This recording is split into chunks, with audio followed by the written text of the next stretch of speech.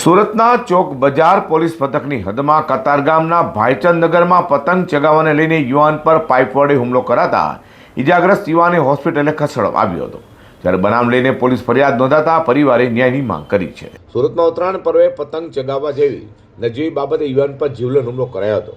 કતારગામ ખાતેના ભાઈચંદ નગરમાં આવેલા જય ભારત એપાર્ટમેન્ટમાં રહેતા મૂળ અમરેલીના બાબરાના સાગર વગસિયાને ચોક બજાર પોલીસ મથકે નોંધાયેલી ફરિયાદમાં જણાવ્યું હતું કે તેઓ ઉત્તરાયણના દિવસે એપાર્ટમેન્ટના લોકો સાથે પતંગ ચગાવી રહ્યા હતા। ત્યાં પાડોશી વિઠ્ઠલ બચ્ચુભાઈ પાથરા દ્વારા તેઓને પતંગ ન ચગાવવાનો કંઈ ઝઘડો કર્યો હતો। ધાબાના પિલર પર ચડી કેમ પતંગ ચગાવે છે તેમ કંઈ ઝઘડો કર્યા બાદ યુવાન પોતાના ઘરની બહાર ઊભો હતો અને પાછળથી લોખંડના પાઇપ વડે તેના પર હુમલો કર્યા બાદ મોઢા પર પણ જીવલેણ હુમલો કરાતા યુવાને તાત્કાલિક સારવાર માટે હોસ્પિટલ ખસેડવામાં આવ્યો હતો। બનાવ લઈને પોલીસ ફરિયાદ નોંધાતા યુવાનના પરિવાર દ્વારા પોલીસ સમક્ષ ન્યાયની માંગ કરાઈ છે। બસ અમે અગાસી પર પતંગ સગાવવા ગયા હતા, એમાંથી થોડીક બોલો ચાલી થઈ અને પછી નીચે આવીને એમને એ લોકોએ પાછળથી મારા હસબન્ડ પર હુમલો કર્યો અને પાઇપથી માર્યું। કોણે માર્યું? એ વિઠ્ઠલભાઈ પાથરે। વિઠ્ઠલભાઈ પાથર શું કરે છે? એ ડ્રાઇવિંગનું કરે છે। કઈ જગ્યાએ રહે છે? એ બસ અમારી બાજુમાં જ રહે છે।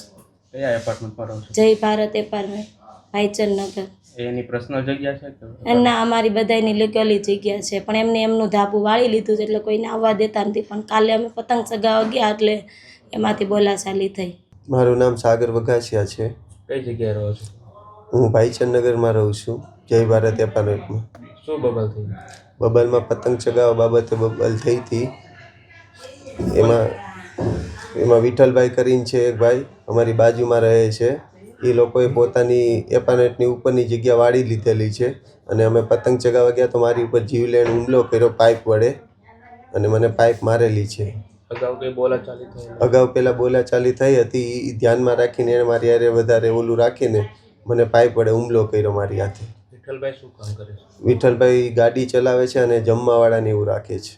હાલ તો ઉત્તરાયણના પર્વે પતંગ ચગાવવા જેવી નજીવી બાબતે યુવાન પર જીવલેણ હુમલો કરાયો, જેથી આવા હુમલાખોરો સામે કડકમાં કડક કાર્યવાહી થવી જોઈએ તેવી લોકમાંગ ઉઠવા પામી છે।